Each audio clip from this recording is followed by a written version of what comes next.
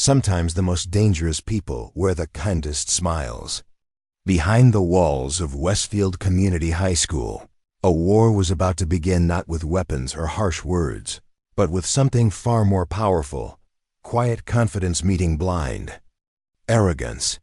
What nobody knew was that the soft-spoken woman walking through those doors carried 8 years of combat training beneath her cardigan. And when push came to shove, she wouldn't just push back, she'd demonstrate why underestimating someone can be the biggest mistake of your life. Before we jump back in, tell us where you're tuning in from. And if this story touches you, make sure you're subscribed, because tomorrow I've saved something extra special for you. The morning fog clung to the red brick facade of Westfield Community High School like a bad omen. Emma Rodriguez pulled her aging Honda Civic into the staff parking lot, watching students shuffle through the entrance with the resigned energy of prisoners reporting for duty. At 28, Emma had seen enough rough schools to recognize the signs. Graffiti covered quickly but not completely, security cameras positioned like watchful sentinels, and students who kept their heads down and their voices low. Westfield wasn't technically an alternative school, but it served the overflow from 3 other districts' kids who'd been shuffled around the system until they landed here, in what everyone politely called a second-chance institution. The teaching position paid barely enough to cover her student loans, but after 6 months of rejections from suburban districts that wanted 5 years of experience for entry-level positions, Emma had learned to be grateful for any opportunity. She gathered her worn leather messenger bag and the thermos of coffee that would become her lifeline over the next few hours. Her reflection in the car window showed a woman who belonged in a coffee shop, not a school where teachers burned out faster than birthday candles. Auburn hair pulled back in a neat bun, wire-rimmed glasses that made her look younger than her years, and a cream-colored cardigan that her grandmother had knitted. Emma Rodriguez looked like someone who'd apologize for existing rather than command the classroom of hardened teenagers. What her reflection didn't show were the calluses on her knuckles from 8 years of striking heavy bags, or the way her shoulders moved with the controlled grace of someone who'd spent countless hours perfecting her footwork. Emma had been training in mixed martial arts since college, not for glory or competition, but for the quiet confidence that came from knowing she could handle whatever life threw at her. The main office buzzed with the chaotic energy of a Monday morning. Teachers hurried past with stacks of papers and expressions of barely controlled stress, while administrative staff juggled phone calls and student discipline issues. Emma approached the reception desk where a tired-looking woman with short gray hair was fielding complaints from parents about bus schedules. "Excuse me," Emma said during a brief lull. "I'm Emma Rodriguez, the new English teacher. I'm supposed to meet with Principal Davis this morning." The receptionist, whose nameplate read Mrs. Patterson, looked up with the weary smile of someone who'd seen countless new teachers come and go. "Oh, honey, welcome to Westfield. Let me see if Mr. Davis is available." She pressed a button on her phone. "Principal Davis, your new English teacher is here." A voice crackled through the intercom, tinged with the authority that came from years of dealing with teenage rebellion and bureaucratic nonsense. "Send her in, Janet." Principal Marcus Davis was a tall, broad-shouldered man in his 50s who carried himself with the bearing of a former athlete.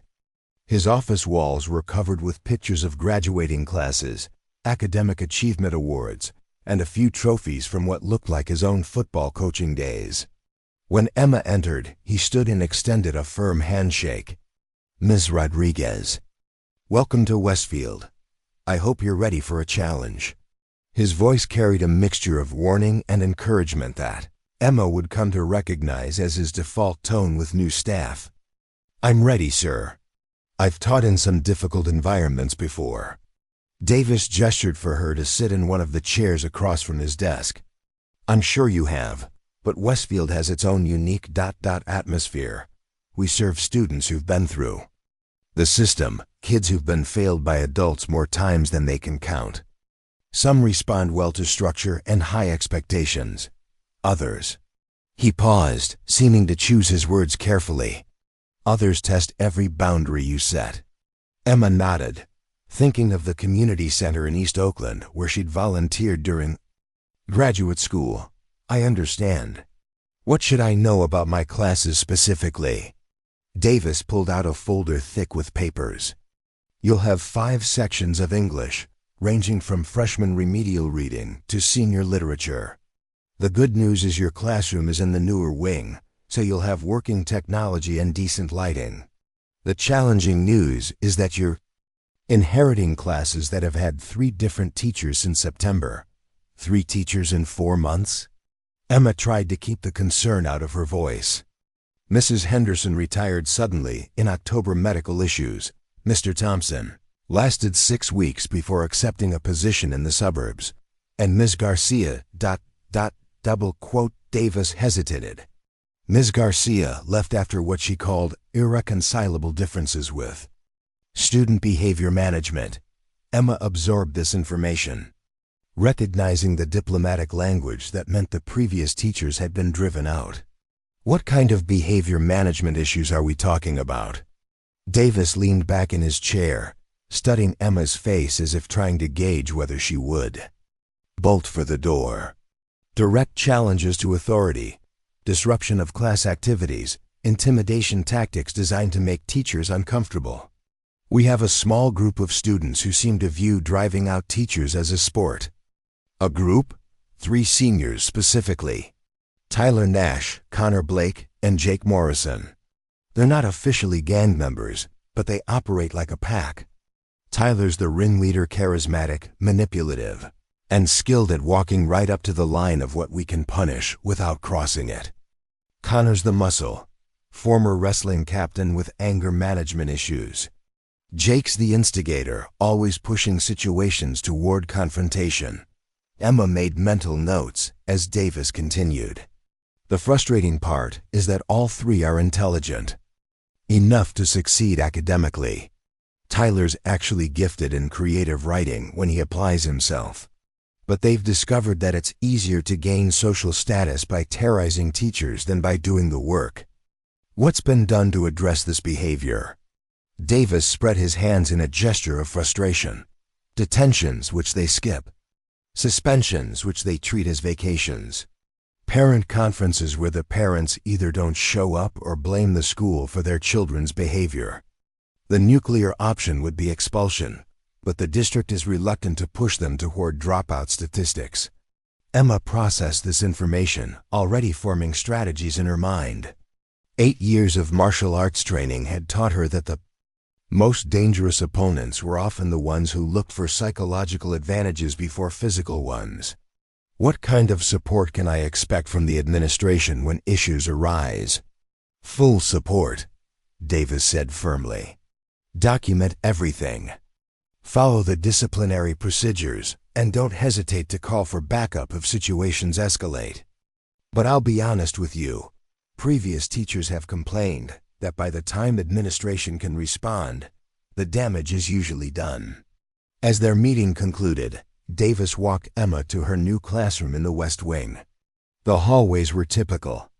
Institutional beige, lined with motivational posters that seemed to mock the reality of the environment. Students moved between classes with the casual aggression of young people who'd learned that respect was earned through intimidation rather than achievement. Emma's classroom was spacious and well lit, with windows overlooking the football field, and a teacher's desk positioned to command a clear view of all student seating. Someone had left encouraging notes for the new teacher, welcome messages from other faculty members, and a small potted plant from the librarian. Your first class starts in 20 minutes, Davis said, checking his watch. Freshman remedial reading. They're actually a good group to start with. Younger students who haven't fully brought into the anti-authority culture yet. As Davis left, Emma began arranging her materials and setting up her desk. She placed her coffee thermos in easy reach, knowing she'd need the caffeine to maintain energy throughout what promised to be a long day. Her lesson plans were carefully structured but flexible, designed to engage students while establishing clear expectations and boundaries. The first bell rang, and Emma positioned herself at the door to greet students as they entered. The freshman class filed in with the nervous energy typical of younger teenagers, some curious about their new teacher, others already displaying the defensive postures they'd learned from older students. "Good morning, everyone. I'm Ms. Rodriguez, and I'm excited to be your new English teacher." Emma's voice carried warmth but also authority, the tone of someone comfortable with leadership but not aggressive about asserting it. A girl in the front row raised her hand tentatively. "Are you staying, or are you going to leave like the others?" The question hit harder than Emma had expected, revealing the emotional toll that constant teacher turnover had taken on these students. "I'm staying," she said simply. "I'm here because I believe you all have stories worth telling and the intelligence to tell them well." The class proceeded smoothly, with students responding positively to Emma's combination of high expectations and genuine respect for their contributions. She could see why Davis had suggested starting with the younger students. They hadn't yet fully embraced the cynical attitudes that defined the school's culture. Between classes, Emma took a moment to review her notes and prepare for the challenges ahead. She'd heard variations of this story before. Good kids caught in bad situations, adults who'd given up trying to reach them, and a small group of troublemakers who'd discovered that chaos was easier than growth. Her second-class sophomore literature brought her first real test. 23 students shuffled in with the weary attitude of people attending a funeral. Emma recognized the signs immediately. Kids who'd been burned by false promises from adults. Students who'd learned to expect disappointment rather than success. "I know you've had a lot of teachers this year," Emma began, addressing the elephant in the room directly. "I know some of you are wondering if I'll stick around long enough to matter. That's a fair question, and the only way I can answer it is through my actions over time. Preparing and narrating this story took us a lot of time, so if you are enjoying it, subscribe to our channel. It means a lot to us. Now back to the story." A boy in the back row snorted derisively. "Yeah, that's what they all say." Emma nodded thoughtfully. "You're absolutely right to be skeptical. Trust has to be earned, and I haven't earned yours yet. But I'm here today, and I'll be here tomorrow, and we can build from there." She distributed copies of a short story by Sandra Cisneros, choosing literature that reflected the experiences of students who'd felt overlooked by society. As they read together, Emma watched the dynamics of the classroom unfold. Most students were willing to engage, even if tentatively. A few seemed genuinely interested in the material. But she could already identify the ones who would test her. Resolved students who'd made an art of pushing teachers to their breaking point. The third period brought her first glimpse of real trouble. As students filed in for Junior American Literature, Emma noticed the shift in energy immediately. Conversations were louder, movements more aggressive, and several students kept glancing toward the door as if waiting for something to happen. Tyler Nash entered the room like he owned it.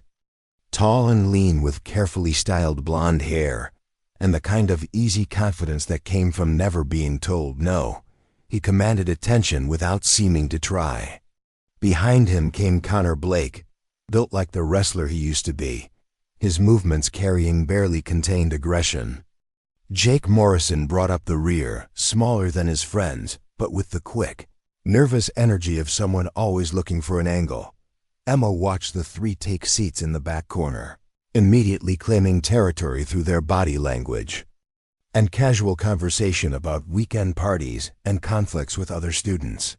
The rest of the class instinctively created space around them, a clear indication of the power dynamic that had developed over months of intimidation. "Good morning, everyone," Emma said, her voice carrying the same warmth and authority she'd used with previous classes. "I'm Ms. Rodriguez, your new English teacher." Tyler's laugh cut through her introduction like a blade. "New teacher, huh? How long are you planning to stick around?" The last one made it 6 whole weeks. Several students shifted uncomfortably, while others watched with the fascination of spectators at a car accident. Emma recognized the moment for what it was, the first test, designed to establish dominance and set the tone for every interaction that would follow. "I'm planning to stick around as long as it takes to help you all succeed," Emma replied calmly.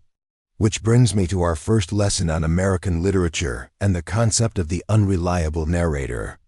Connor flexed his shoulders in a way that made his Letterman jacket strain. "You sure you're in the right place, lady? This isn't some suburban school where kids care about books and homework." Emma smiled slightly, an expression that didn't quite reach her eyes. "You're absolutely right, Connor. This isn't a suburban school. The students here have real experiences, real challenges, and real stories that connect directly to the literature we're going to study. That's what makes this more interesting than teaching in the suburbs." Jake bounced slightly in his seat, his nervous energy seeking an outlet. "Yeah, well, our stories aren't the kind that end up in textbooks. Our stories are about survival, not some fancy literary analysis. Survival stories are some of the most powerful in American literature," Emma countered. "From slave narratives to immigrant experiences to urban coming-of-age tales, the best American writers have always written about people fighting for their place in the world." Tyler leaned back in his chair, studying Emma with calculating eyes. "Sounds like the teacher is talking to me. You think reading some old books is going to change our lives? Make us into good little students who follow the rules and respect authority?" The question hung in the air like a challenge. Emma could feel the entire room holding its breath, waiting to see if she'd back down or escalate. This was the moment that had broken previous teachers, the point where they either surrendered classroom control or started a war they couldn't win. "I think," Emma said quietly, "that the best literature doesn't tell people how to live. It shows them possibilities they might not have considered. And I think you're all intelligent enough to make your own decisions about what those possibilities mean to you." For a moment, Tyler seemed genuinely surprised by her response. He'd expected either submission or confrontation, not thoughtful engagement with his challenge. The pause gave Emma an opening to distribute the day's reading assignment, excerpts from the autobiography of Malcolm X that dealt with education, transformation, and the power of reading.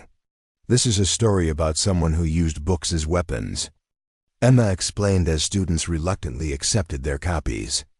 "Not weapons to hurt others, but weapons to fight against the limitations that society placed on him." Despite their obvious skepticism, Emma could see that the material had caught their attention. Malcolm X's journey from street hustler to intellectual revolutionary resonated with students who saw themselves as outside mainstream society. Even Tyler seemed intrigued, though he was careful not to show too much interest. The class proceeded with cautious engagement from most students and strategic disruption from Tyler's group. They were testing boundaries, seeing how far they could push before Emma responded with traditional disciplinary measures.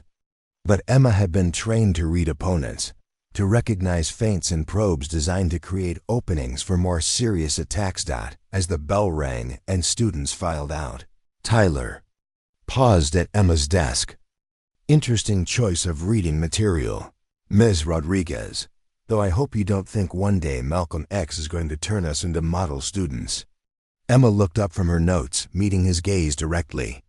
"I hope you don't think one day of testing boundaries is going to tell you everything you need to know about me." Tyler's smile faltered slightly, recognizing that she'd identified his strategy and wasn't intimidated by it. He left without another word, but Emma could see the calculation in his eyes. The real test was yet to come. The rest of the morning passed without major incident, though Emma could feel the tension building like pressure in a storm system. Word was spreading through the school's social networks about the new teacher who hadn't backed down from Tyler Nash's crew.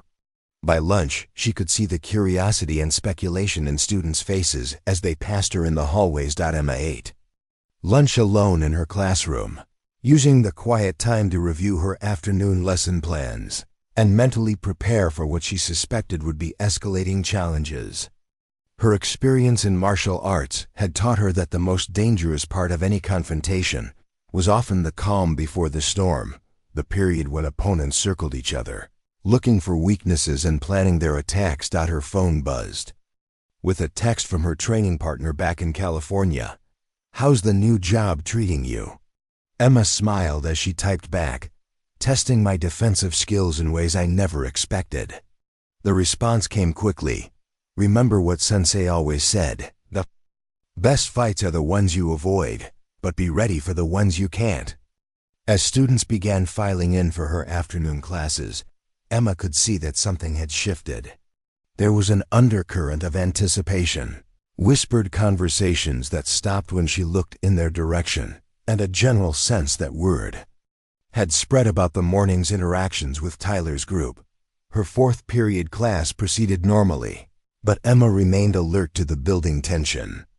She'd learned to trust her instincts about impending conflict, and every sense was telling her that Tyler Nash and his friends were planning something bigger than classroom disruption.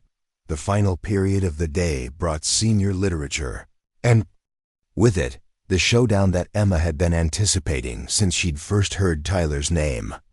As students entered, she could see the setup immediately. Tyler's crew had recruited additional audience members, students who weren't necessarily troublemakers, but were curious to see how the new teacher would handle a direct challenge. Tyler entered last, carrying a large coffee from the convenience store across the street, a clear violation of the no food or drink policy that previous teachers had apparently given up enforcing. He made a show of taking a long sip before settling into his seat, the liquid sloshing audibly in the paper cup. "Afternoon, Miss Rodriguez," he said with exaggerated politeness. "Hope you don't mind the coffee.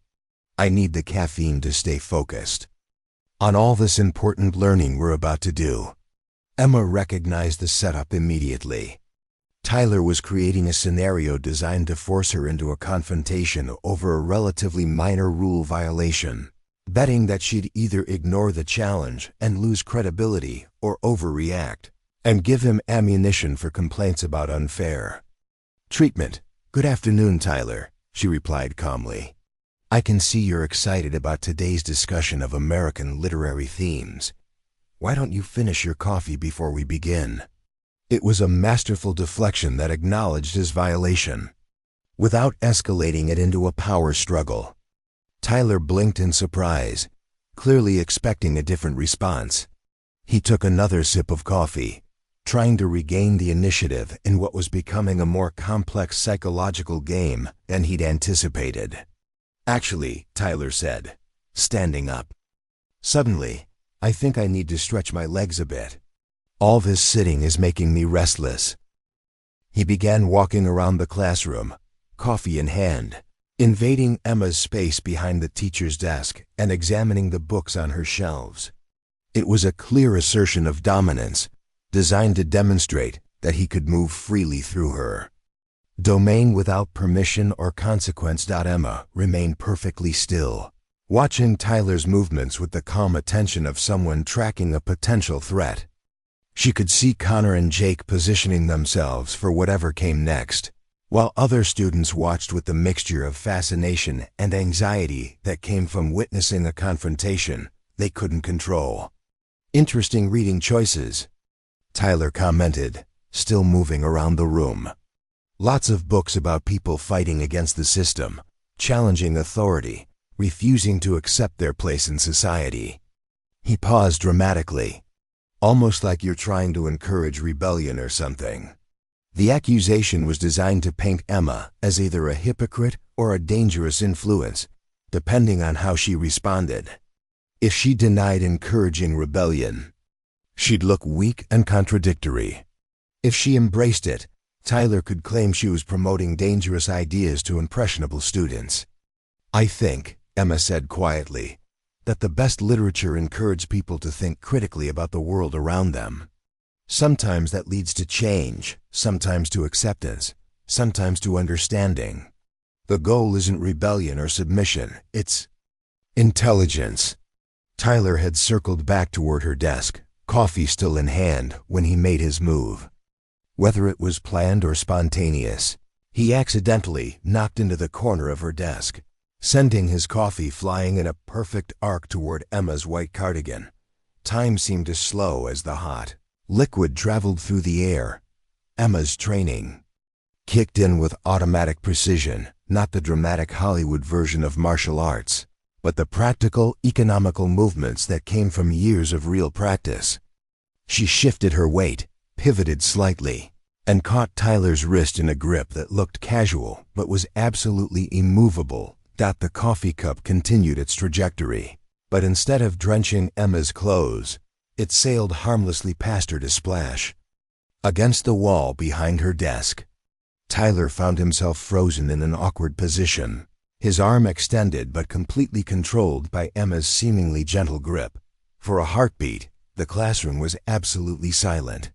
Then Connor started to rise from his seat, his wrestler's instincts telling him to help his friend.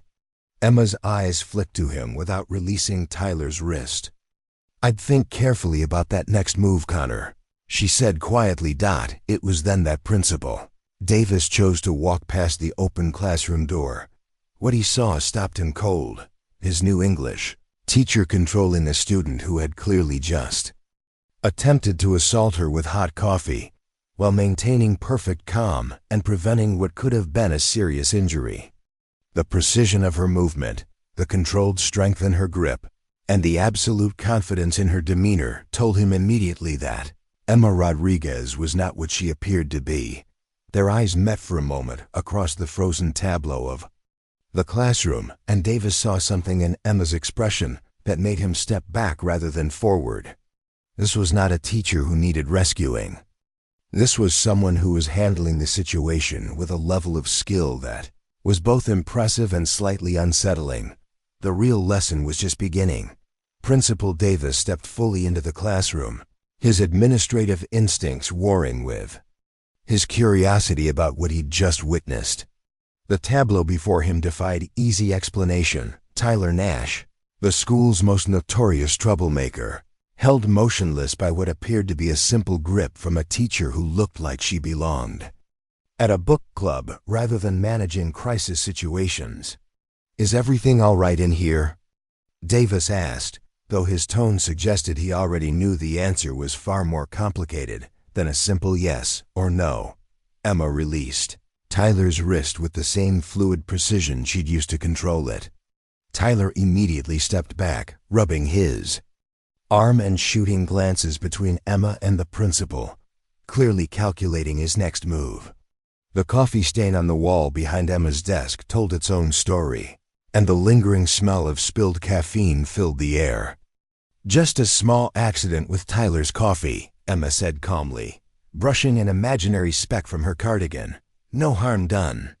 Tyler's eyes narrowed at her casual dismissal of what had clearly been an intentional act. He'd expected anger, fear, or at least some acknowledgement of the aggression he'd displayed. Instead, Emma was treating the incident as if she dealt with flying coffee cups every day. "Tyler," Davis said, his voice carrying the weight of years dealing with student disciplinary issues, "would you like to explain how your coffee ended up on the classroom wall?" Tyler glanced around the room, noting the cell phones that had captured at least part of the incident. Whatever story he told would have to account for the evidence that was probably already being uploaded to social media. "Just clumsy, I guess," he said with a shrug. "Bumped into the desk and lost my grip." Davis studied the trajectory of the coffee stain, then looked at where Tyler was standing, then at Emma's completely dry clothes. The physics didn't add up for an accidental spill, but he also recognized that pushing for details might complicate things for his new teacher. "Perhaps you should be more careful with beverages in the classroom," Davis said evenly. "Clean up the mess and return to your seat." As Tyler moved toward the paper towels, muttering under his breath about unfair treatment, Davis caught Emma's eye and gave her an almost imperceptible nod. The message was clear. He'd seen enough to understand that something significant had happened, and he trusted her handling of the situation. Connor Blake had been watching the exchange with growing agitation. His wrestler's mind was processing what he'd witnessed, trying to understand how a teacher who looked like she weighed maybe 130 pounds had completely controlled his 180-pound friend without apparent effort. "That was some grip you had there, Miss Rodriguez," Connor said, his voice carrying a mixture of challenge and curiosity. "Do you do yoga or something?" Emma smiled slightly, recognizing the probing question for what it was. "I believe in staying physically fit," she replied. "It helps with the demands of teaching." Jake Morrison, who had been unusually quiet during the coffee incident, suddenly found his voice. "Yeah, but that wasn't just fitness. The way you moved. Caught his arm like that. That was something else." The classroom had gone completely silent except for Tyler's aggressive paper towel scrubbing. Every student was focused on Emma, waiting to see how she'd respond to Jake's more direct question about her abilities. "I've had some self-defense training," Emma admitted. "Growing up in certain neighborhoods, it seemed like a practical skill to develop." It was a carefully crafted answer that acknowledged her capabilities without revealing their full extent. But Connor wasn't satisfied with evasion. His competitive instincts, honed by years of wrestling, were telling him that there was something exceptional about the new teacher's physical skills. "Self-defense training," Connor repeated, standing up slowly. "What kind of self-defense training teaches you to move like that?" Principal Davis cleared his throat, recognizing the escalating tension. "Mr. Blake, I think we should focus on academic matters rather than—" "No, it's fine," Emma interrupted gently. "Connor's asking a legitimate question." She turned to face the student directly. "I've studied martial arts for about 8 years. Multiple disciplines, actually. It's been an important part of my personal development." The admission sent a ripple of excitement through the classroom. Students began whispering to each other, and Emma could see phones being discreetly positioned to record whatever happened. Next, she just revealed something that transformed her, from new teacher who got lucky to new teacher who might be dangerous. Tyler finished cleaning the coffee stain and returned to his seat, but his posture had changed completely. Gone was the casual arrogance he'd displayed earlier, replaced by the wary attention of someone who'd realized he'd underestimated his opponent. 8 years of martial arts," Tyler said slowly. "That's serious training. Makes me wonder what other surprises you might be hiding, Ms. Rodriguez." Emma recognized the shift in dynamics. Tyler was no longer trying to intimidate her directly. Instead, he was probing for information that might give him a different kind of advantage. If he couldn't dominate her physically, he'd look for psychological or social leverage. "I don't consider my hobbies to be hidden," Emma replied. "They just haven't been relevant to our discussions of American literature until now." Connor took a step closer to Emma's desk, his movements deliberate and challenging. "I'd be curious to see exactly what 8 years of training looks like. Maybe we could have a friendly demonstration sometime." The suggestion hung in the air, like a thrown gauntlet. Connor was a former state-level wrestler with the confidence that came from years of physical dominance over his peers. He wasn't necessarily looking for a fight, but he was clearly interested in testing Emma's abilities against his own. Principal Davis moved to intervene, but Emma held up a slight hand to stop him. "I appreciate your interest, Connor, but martial arts training isn't about demonstrations or proving superiority. It's about discipline, self-control, and using physical skills only when absolutely necessary." "Sounds like teacher talk again," Jake interjected, his nervous energy manifesting in rapid finger-tapping on his desk. "All that discipline and self-control stuff is great in theory, but what happens when someone doesn't want to be controlled?" Emma studied Jake's face, recognizing the deeper question behind his challenge. This wasn't just about physical confrontation. It was about authority, autonomy, and the power dynamics that shaped every interaction in the school environment. "Then you Adapt, Emma said simply. Martial arts teaches you to read situations, understand your options, and choose the response that achieves your actual goal rather than just satisfying your ego. Tyler leaned back in his chair, a calculating expression crossing his features. And what exactly is your goal here, Miss Rodriguez? I mean, really. Why take a job at a place like Westfield when you could probably teach somewhere easier? It was a perceptive question that cut to the heart of Emma's motivations. She could have deflected with generic answers about wanting to make a difference or help underserved students, but the honesty of the moment seemed to call for something more authentic. Because I think intelligence and potential exist everywhere, Emma said after a moment. And because some of the most interesting people I've met have been the ones that society wrote off as troublemakers or lost causes. Connor snorted. You think we're interesting? That's a new one. Most teachers think we're problems to be solved or threats to be contained. Emma nodded thoughtfully. Some of you are problems, not because of who you are, but because of the choices you make. The question is whether those choices reflect who you actually want to be, or just who you think you're supposed to be. The philosophical turn seemed to catch Tyler off guard. He'd been expecting either fear or aggression from Emma, not genuine engagement with deeper questions about identity and motivation. For a moment, his carefully constructed persona slipped, revealing something more vulnerable underneath. You know what I think? Tyler said, his voice taking on a harder edge as he reasserted control over the conversation. I think you're trying to psychoanalyze us. Figure out our triggers and weaknesses so you can manipulate us into being good little students. Emma shook her head. I think you're intelligent enough to see through manipulation, which is why I'm not trying it. What I'm offering is honest conversation about literature, learning, and whatever else comes up naturally. Jake bounced in his seat, clearly agitated by the direction of the discussion. Yeah, but honest conversation doesn't change anything. We're still stuck in this school, still dealing with the same problems, still heading toward the same dead-end futures. Dead-end futures according to who? Emma asked. According to everyone, Connor said bitterly. Teachers, counselors, parents. Society in general. Kids like us don't become doctors or lawyers or successful business owners. We become statistics. Emma was quiet for a long moment, recognizing the genuine pain behind Connor's cynicism. These weren't just rebellious teenagers acting out for attention. They were young people who'd internalized society's low expectations and were living down to them as a form of self-protection.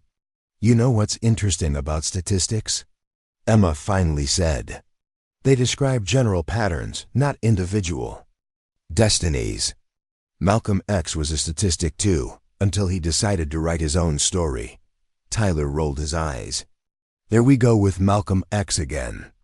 You really think reading about one guy who beat the odds is going to inspire us to overcome systemic inequality and institutional racism?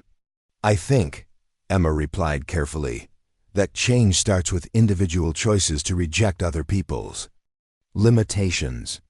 Malcolm X didn't become Malcolm X because someone else believed in him.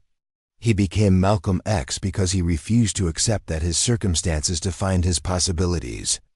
Principal Davis, who had been listening to the exchange with growing fascination, checked his watch and realized that class time was nearly over. The academic discussion had evolved into something much more significant, a philosophical debate about agency, potential, and the power of personal transformation. This has been an enlightening discussion, Davis interrupted gently, but I believe we should wrap up for today. As students began gathering their belongings, Tyler approached Emma's desk one more time. You know, Ms. Rodriguez, you're not what I expected. What did you expect? Emma asked, genuinely curious. Tyler considered the question seriously. Someone easier to intimidate, I guess. Someone who would either back down or fight back in predictable ways. You're doing something different, Emma smiled. Good. Predictable is boring. As students filed out of the classroom, Emma noticed that several of them lingered, clearly wanting to continue the conversation but uncertain how to do so. The coffee incident had created an unexpected opening for genuine dialogue, transforming what could have been a disciplinary crisis into an opportunity for connection. Connor was the last to leave, pausing at the door to look back at Emma. "For what it's worth, Ms. Rodriguez, I respect what happened today. Tyler needed someone to stand up to him, and you did it without making him look weak. That's unusual." After the students left, Principal Davis remained behind, closing the classroom door for privacy. Emma braced herself for questions about her background, her methods, or her qualifications to handle difficult students. "Ms. Rodriguez," Davis began, then stopped and shook his head. "Emma, if I may, what I witnessed today was exceptional classroom management, but it was also something more. Mind if I ask about your martial arts background?" Emma had been dreading this conversation since revealing her training to the class.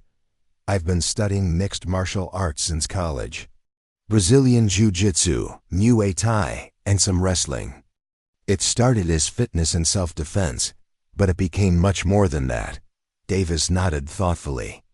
8 years of serious training.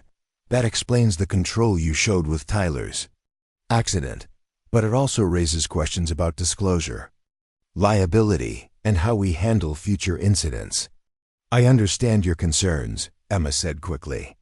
"I never intended to use my training in a classroom setting. What happened today was purely defensive." Davis held up a hand to stop her. "Emma, I'm not criticizing your actions. What I saw was a teacher who prevented a potential assault, maintained classroom control, and turned a confrontational moment into a learning opportunity. That's not a liability. That's exceptional skill." Emma felt relief wash over her. "Thank you. I was worried that my background might be seen as inappropriate for an educational environment." "Inappropriate?" Davis laughed. "Have you seen our discipline statistics? We've had 3 teachers resign in the past year due to student aggression. Having someone on staff who can actually handle physical confrontation without escalating them to violence.'s valuable." They talked for another 20 minutes about Emma's background, her training philosophy, and how her skills might be integrated into the school's approach to student discipline and safety. Davis was particularly interested in her emphasis on de-escalation and control rather than domination. "There's something else," Davis said as their conversation wound down. "I've been thinking about implementing a self-defense program for faculty and possibly students. Would you be interested in consulting on something like that?" Emma was surprised by the offer. "I'd be willing to discuss it, though I'd want to make sure any program emphasized responsibility and restraint rather than just teaching people to fight." "Exactly what I was hoping you'd say," Davis replied with a smile. As Emma packed up her materials for the day, she reflected on how dramatically things had changed in just one afternoon. The coffee incident could have been a disaster, marking her as another teacher who couldn't handle Westfield's challenging environment. Instead, it had become an opportunity to establish credibility, connect with difficult students, and potentially contribute to the school in ways she'd never imagined. Her phone buzzed with notifications from social media. Students had indeed recorded parts of the afternoon's events, and word was spreading rapidly through the school's digital networks. Most of the comments were positive, expressing amazement at the new teacher who had owned Tyler Nash and showed some serious skills. But Emma also noticed some concerning undertones in the online chatter. Her martial arts background was being exaggerated in some accounts, turning her defensive actions into aggressive demonstrations of dominance. She made a mental note to address these misconceptions quickly before they created new problems. As she walked to her car, Emma passed groups of students discussing the day's events in animated detail. She caught fragments of conversation. "Did you see how fast she moved? Tyler didn't see that coming. I heard she's been fighting professionally." That last comment made Emma pause. She'd been careful not to mention her brief amateur fighting career, keeping her background limited to training and self-defense. If students were already speculating about professional experience, it was only a matter of time before someone started digging deeper into her past. The drive home gave Emma time to process the day's events and plan for what was clearly going to be a very different teaching experience than she'd anticipated. She'd successfully navigated the first major test of her authority, but she also recognized that Tyler, Connor, and Jake weren't going to simply accept defeat and become model students overnight. If anything, the coffee incident had raised the stakes.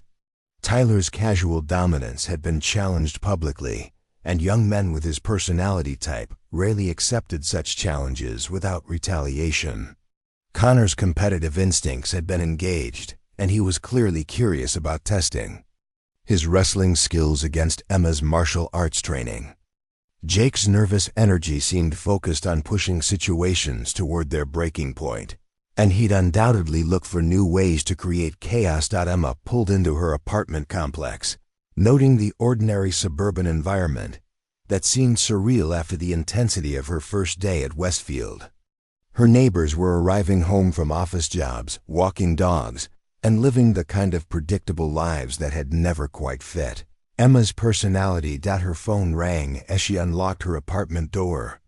The caller ID showed Sensei Martinez, her longtime martial arts instructor and mentor. "Emma, how did the first day at the new school go?" Emma laughed, settling into her favorite chair. "Well, Sensei, let's just say I gotta use some of your training in ways I didn't expect."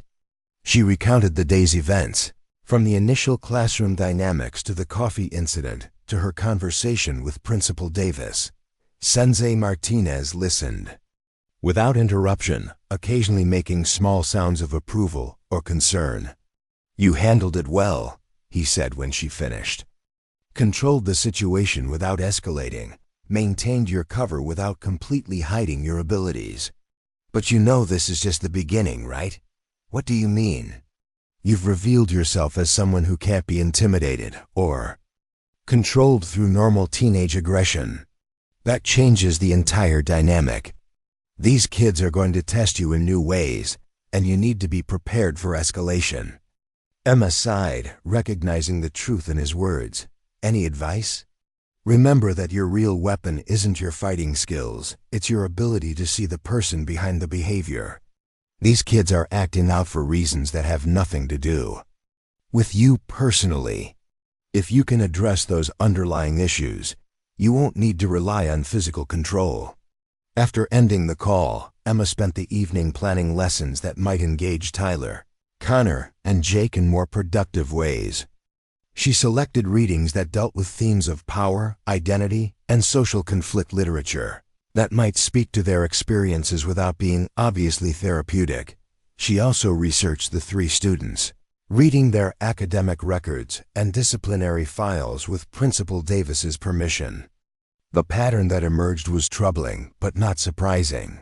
Intelligent young men from complicated family situations who had discovered that negative attention was easier to obtain than positive recognition. Tyler's file revealed a gifted student whose grades had steadily declined since his parents' messy divorce 2 years earlier. Connor had been a model student-athlete until a shoulder injury ended his wrestling career and his college prospects. Jake's records showed signs of anxiety and depression, masked by increasingly disruptive behavior.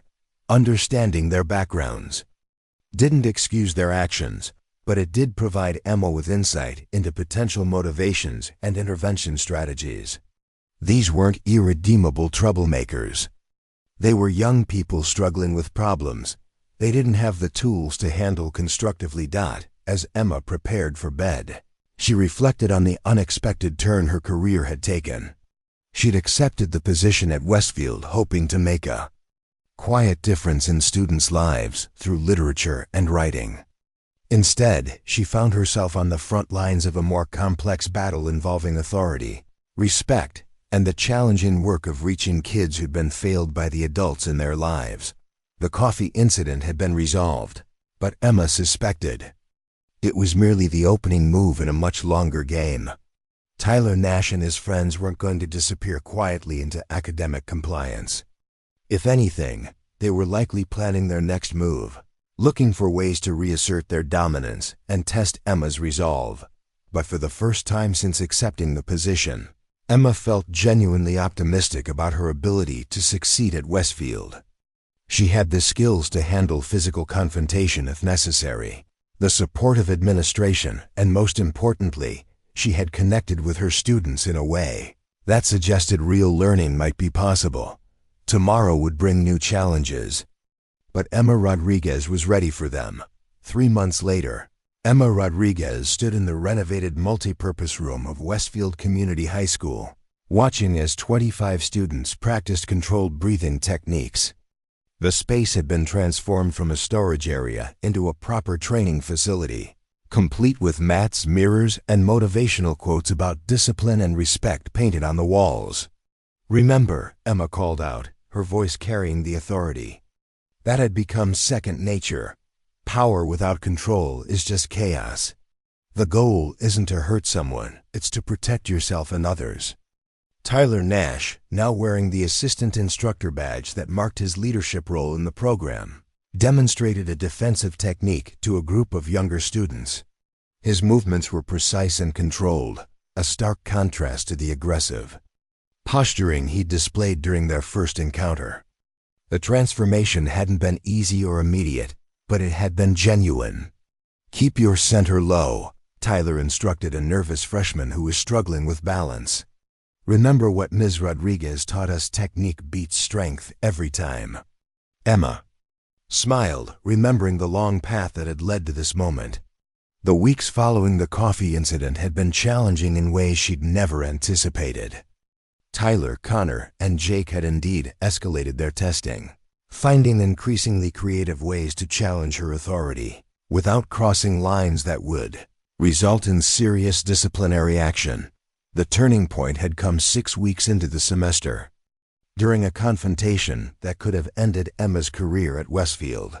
Permanently. It had started with what seemed like a routine lesson on conflict resolution in American literature.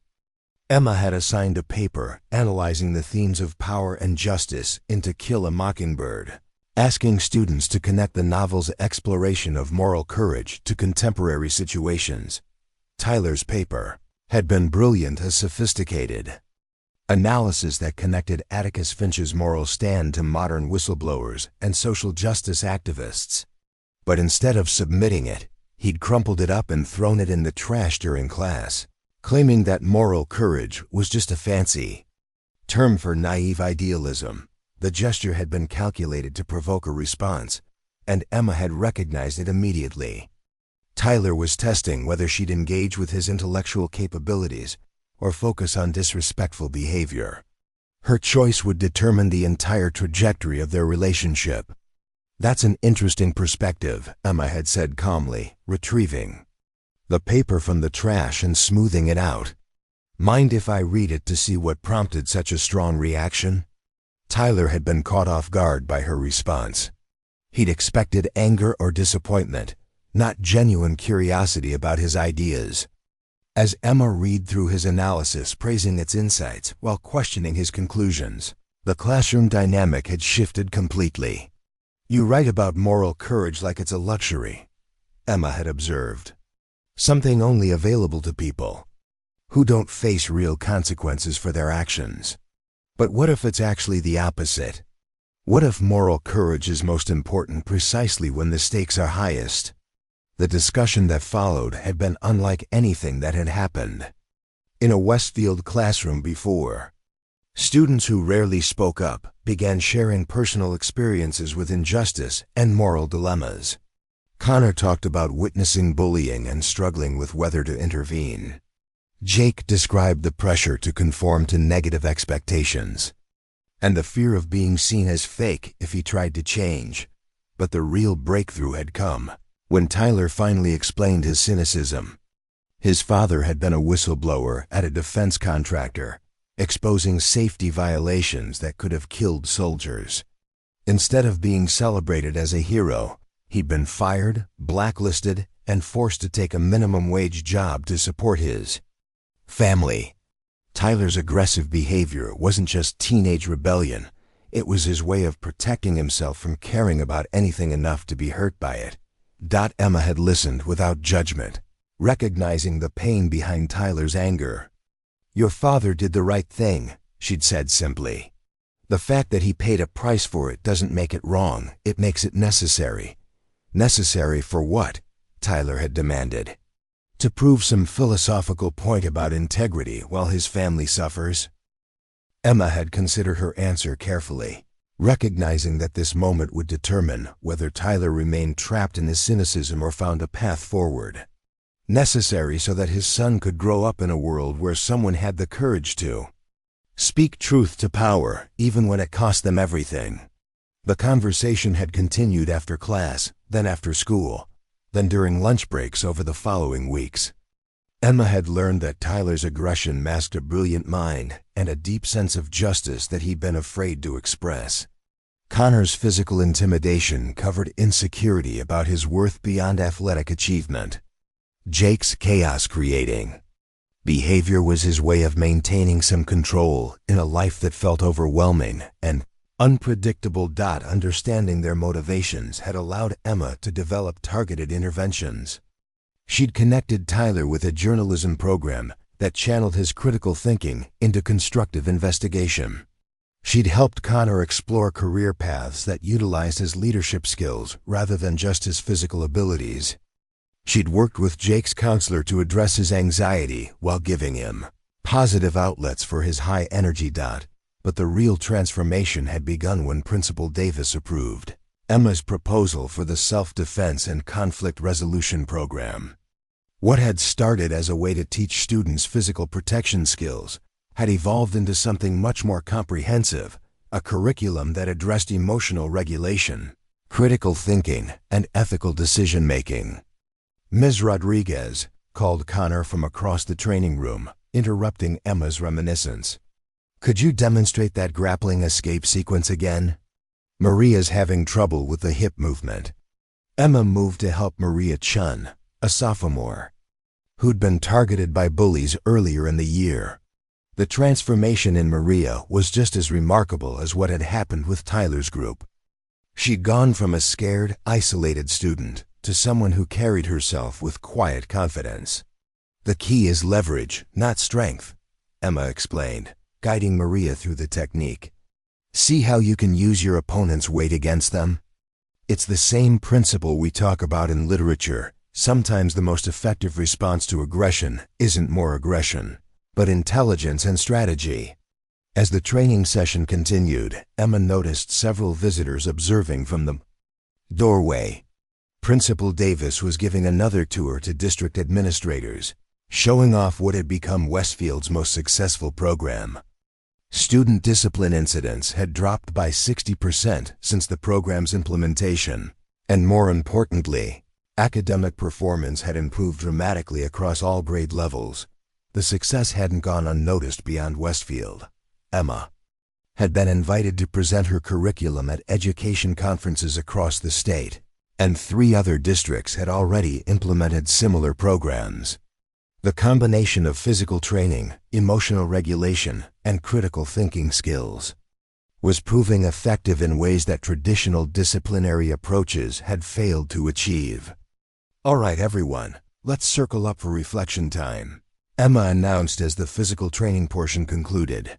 The students formed a circle on the mats, a ritual that had become central to the program's philosophy. This was when they processed not just the physical techniques they'd learned, but the broader lessons about conflict resolution, personal responsibility, and community building. "Tyler, you want to start us off today?" Emma asked. Tyler nodded, his expression thoughtful. "I was thinking about something Ms. Rodriguez said during our first class, about Malcolm X using books as weapons. I didn't understand it then, but I think I do now. He wasn't talking about hurting people with knowledge. He was talking about using education to fight against the limitations that society put on him." Connor raised his hand. "That connects to what we've been learning about physical training too. The techniques aren't about dominating other people, they're about refusing to be dominated. Maria spoke up quietly. For me, the biggest change has been understanding that I have choices. Before this program, I felt like things just happened to me and I had to accept them. Now I know I can respond instead of just reacting. Jake, who had been fidgeting with nervous energy as usual, surprised everyone by speaking with unusual seriousness. I used to think that creating chaos was the only way to feel powerful. But actual power comes from being able to stay calm when everything around you is chaotic. Emma listened to her students with a mixture of pride and amazement. These were the same young people who had been written off as troublemakers and lost causes just months earlier. Now they were articulating sophisticated insights about power, responsibility, and personal transformation. Ms. Rodriguez, Tyler said as the reflection session continued, "I want to apologize for the coffee thing. I was testing you, trying to make you back down or lose control. I thought if I could intimidate you, it would prove that all adults were the same people who talked about high ideals, but folded when actually challenged." Emma nodded thoughtfully. "What changed your mind?" Tyler considered the question seriously. "You didn't try to intimidate me back. You controlled the situation without humiliating me, and then you actually listened to what I was angry about. You treated me like someone worth understanding instead of just a problem to be solved." The conversation continued for another 20 minutes, touching on topics ranging from academic goals to family relationships to future career plans.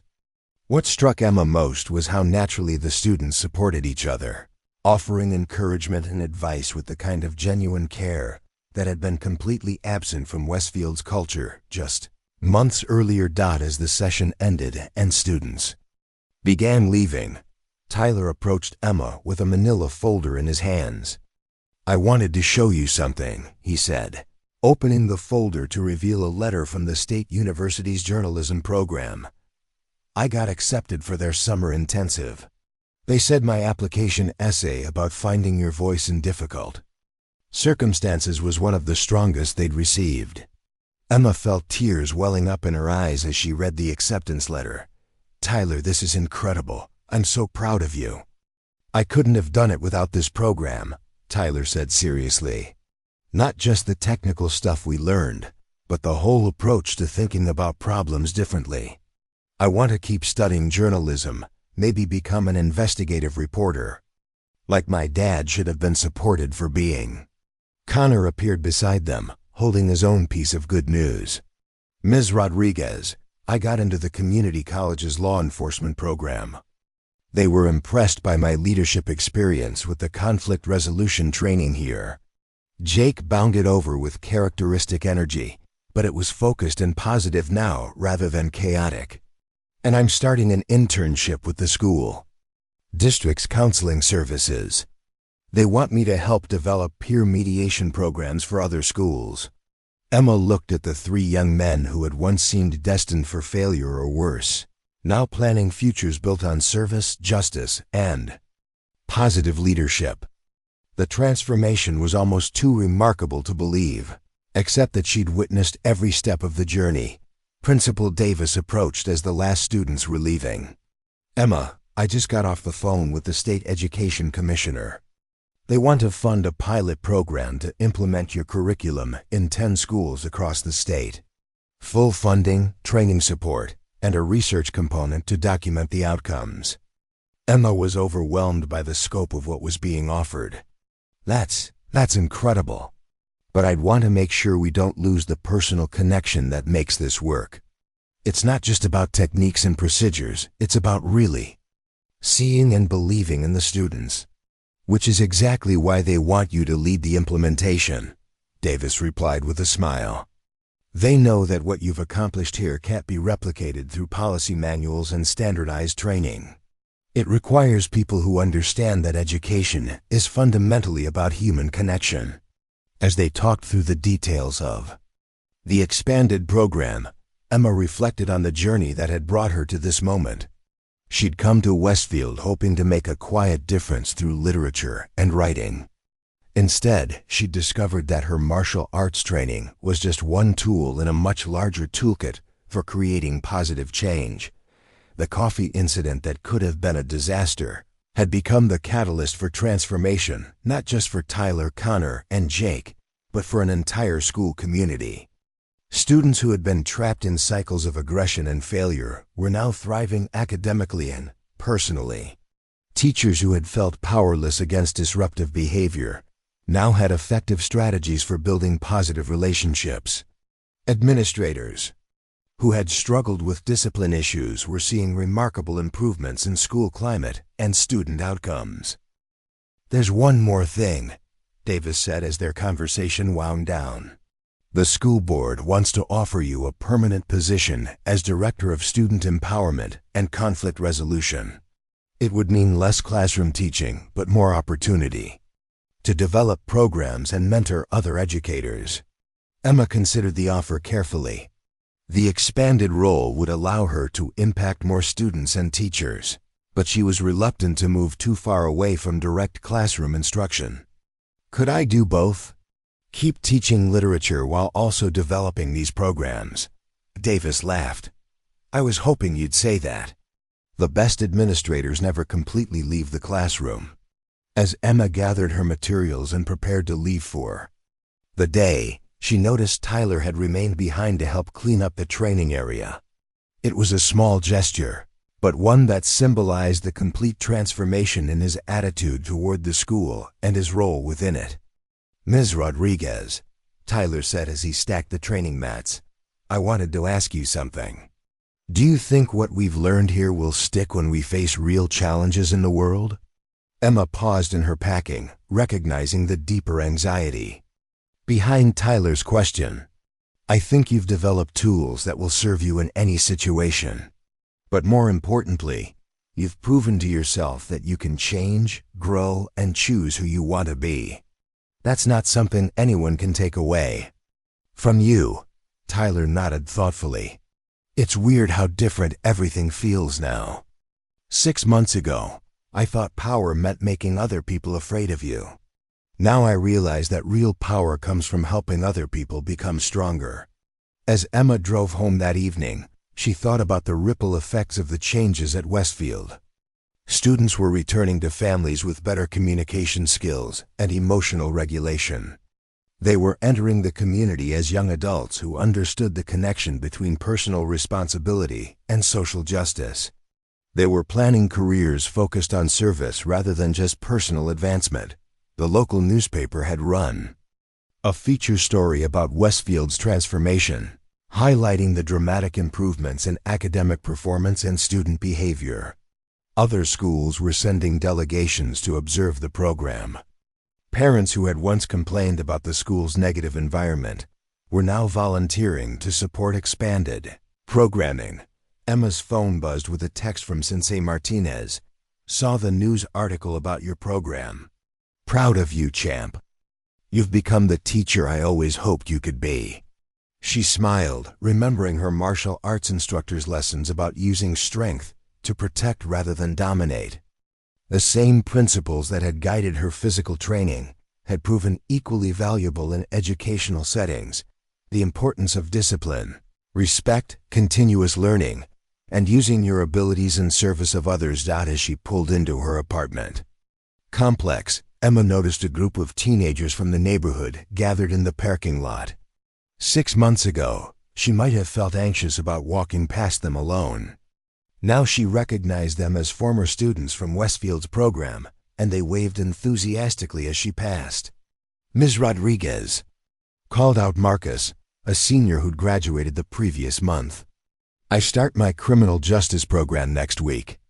Thanks for helping me figure out that I wanted to be part of the solution instead of part of the problem." These encounters had become regular occurrences as Westfield graduates carried their new perspectives into the broader community. Emma had created more than just a school program she'd catalyzed, a cultural shift that was extending far beyond the classroom. That night, as Emma planned lessons for the following week, she reflected on the unexpected trajectory her career had taken.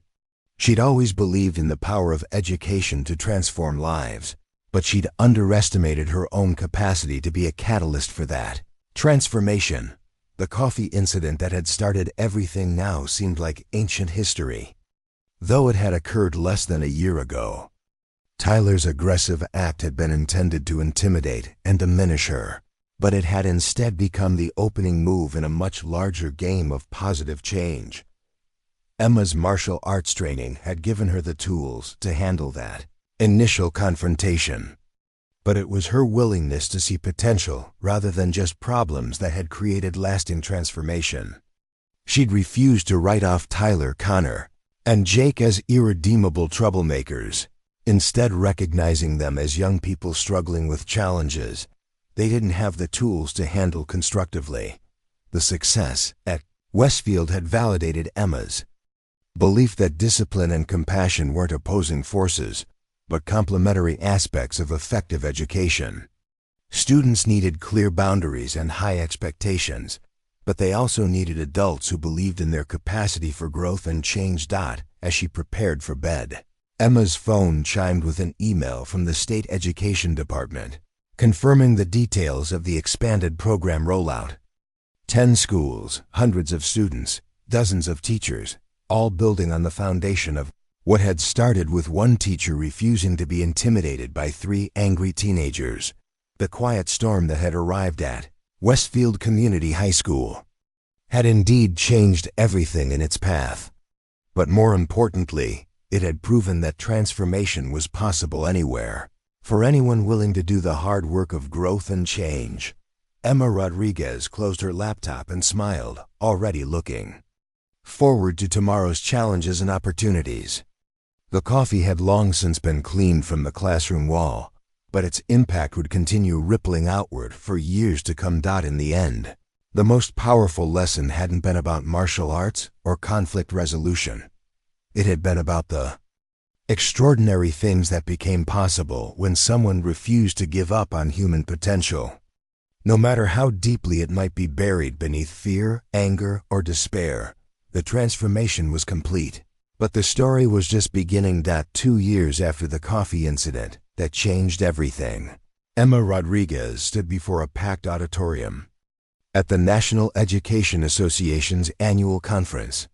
The room buzzed with anticipation as educators from across the country gathered to hear about the Westfield model, a comprehensive approach to student empowerment that had become the gold standard for transforming challenging school environments. When I first walked into Westfield Community High School, Emma began, her voice carrying to the back of the vast auditorium, I thought I was just going to teach English literature. I had no idea I was about to embark on a journey that would redefine everything I understood about education, human potential, and the power of refusing to give up on young people.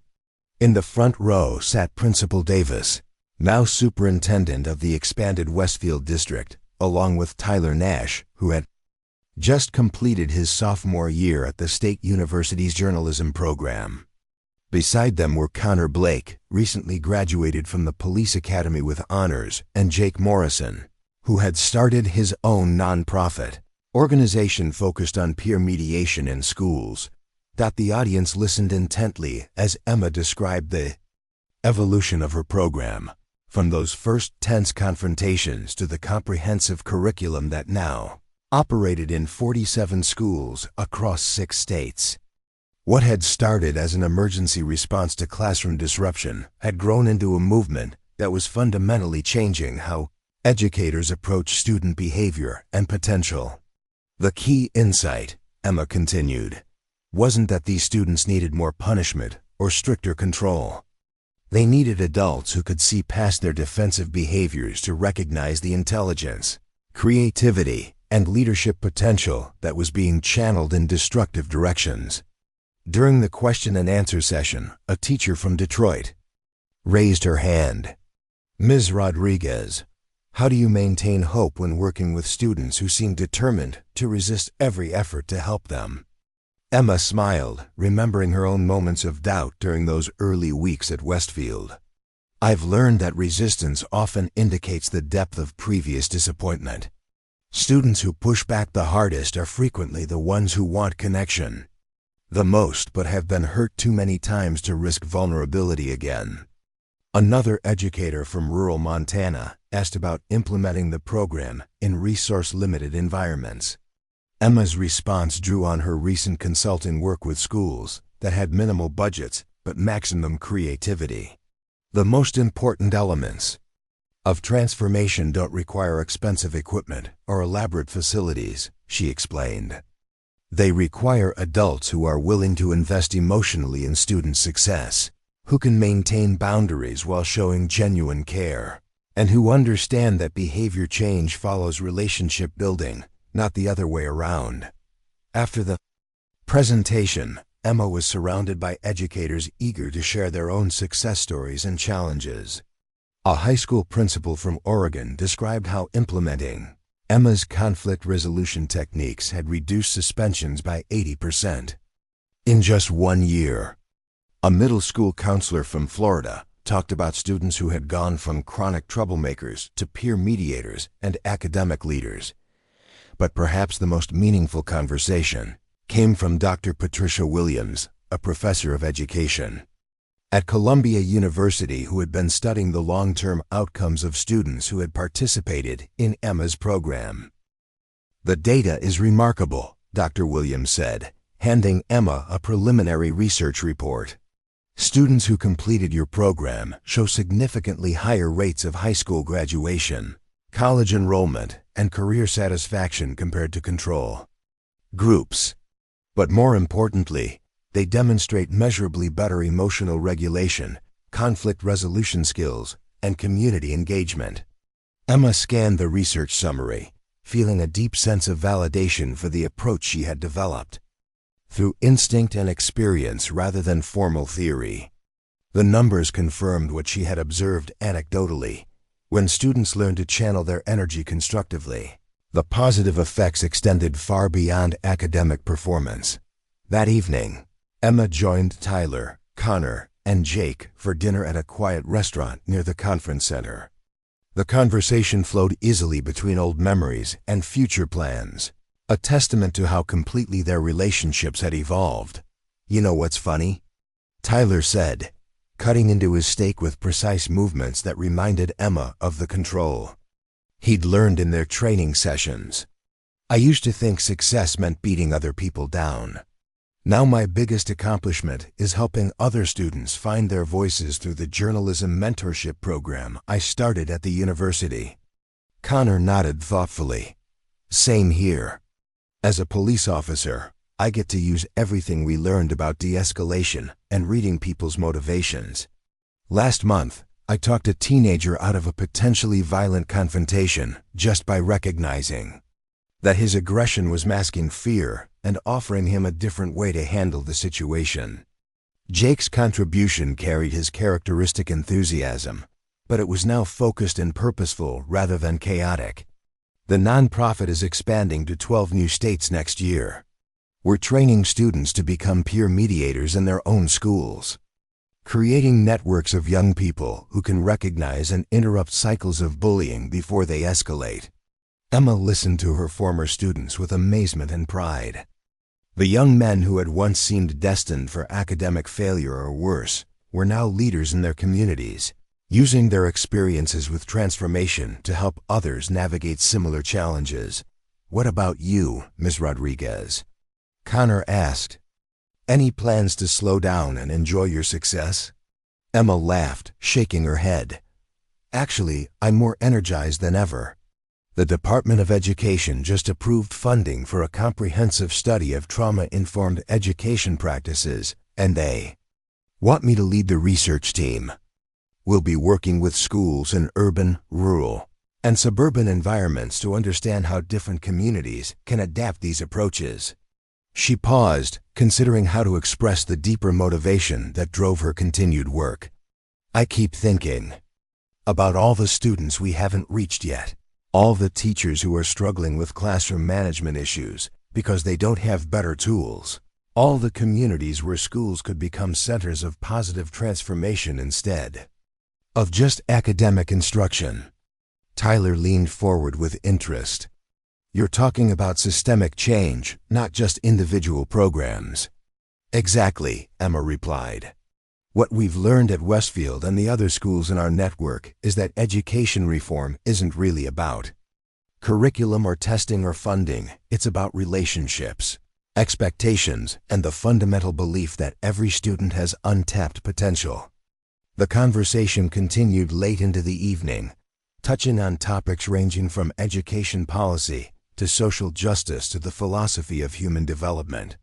What struck Emma most was how naturally her former students engaged with complex ideas, demonstrating the critical thinking skills that had been buried beneath their defensive behaviors years earlier.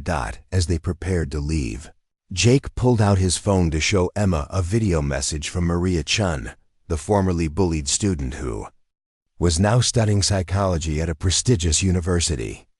"Ms. Rodriguez," Maria's recorded voice said, "I wanted you to know that I'm conducting research on resilience in adolescence, specifically looking at how supportive educational environments can help students overcome trauma. Your program literally saved my life, and now I want to spend my career helping other students find that same transformation." Emma felt tears welling up as she watched the video. Maria's journey from frightened victim to confident researcher exemplified the ripple effects that continued spreading from their work at Westfield. The next morning brought another full day of conference sessions, but Emma's thoughts kept returning to the broader implications of what they had accomplished. The success stories were gratifying, but they also highlighted the vast number of students who were still trapped in educational environments that failed to recognize their potential. During a break between sessions, Emma received a call from an unexpected source, Dr. James Patterson, the Secretary of Education, who had been following the research on her program with great interest. "Ms. Rodriguez," Dr. Patterson said, "I'd like to discuss the possibility of implementing your approach as a pilot program in 100 schools nationwide. We're looking at a 5-year study with comprehensive funding and support." Emma was stunned by the scope of what was being proposed. "That would be incredible, Dr. Patterson. What kind of timeline are we looking at?" "We'd like to start the first cohort of schools this fall, with full implementation over the next 3 years. The goal is to create a replicable model that any school district can adapt to their specific circumstances and student populations." After ending the call, Emma sat quietly for a moment, processing the magnitude of what was being offered. 100 schools meant thousands of students, hundreds of teachers, and potentially tens of thousands of families affected by the transformation process. But she also thought about the responsibility that came with such expansion, the personal relationships and individual attention that had made the Westfield program so successful would be challenging to maintain on a national scale. Her phone buzzed with a text message from Tyler. "Saw the news about the federal pilot program on the conference app. This is huge. When do we start?" Emma smiled at his assumption that he would be involved in the expansion. The truth was, she couldn't imagine implementing the program without the insights and leadership of students who had experienced the transformation firsthand. Over the remaining days of the conference, Emma participated in dozens of conversations about scaling educational innovations, maintaining program fidelity, and measuring long-term outcomes. Each discussion reinforced her conviction that sustainable change required more than just new policies or procedures. It required a fundamental shift in how educators viewed their role and their students' potential. The flight home gave Emma time to reflect on how dramatically her life had changed since that first day at Westfield. She had entered the teaching profession hoping to make a difference through literature and writing. Instead, she had discovered that her greatest impact came from refusing to accept limitations, either her own or those imposed on her students. As the plane descended toward her home city, Emma looked out the window at the sprawling urban landscape. Below, somewhere in that maze of buildings, were thousands of students who needed adults willing to see past their defensive behaviors to recognize their hidden potential. teachers who needed better tools for building positive relationships, administrators who needed evidence that transformation was possible. Emma opened her laptop and began drafting the proposal for the federal pilot program, outlining not just the technical aspects of implementation, but the philosophical foundation that made real change possible.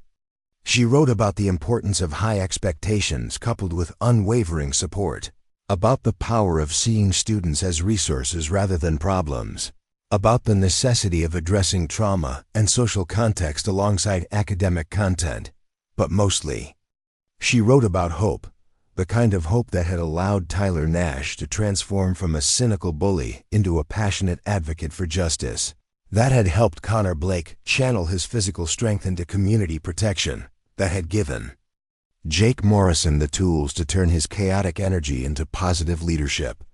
The coffee stain had long since been painted over in her old classroom at Westfield, but its impact continued expanding in ways that no one could have predicted. What had started as a moment of adolescent aggression had become the catalyst for a national movement toward more humane and effective education. Emma smiled as she saved her draft proposal, already looking forward to the challenges and opportunities that lay ahead. The quiet storm that had arrived at Westfield Community High School was about to become a force for transformation on a scale she had never imagined possible. The story was indeed just beginning. Up next, you've got two more standout stories right on your screen. If this one hits the mark, you won't want to pass these up. Just click and check them out. And don't forget to subscribe and turn on the notification bell so you don't miss any upload from us.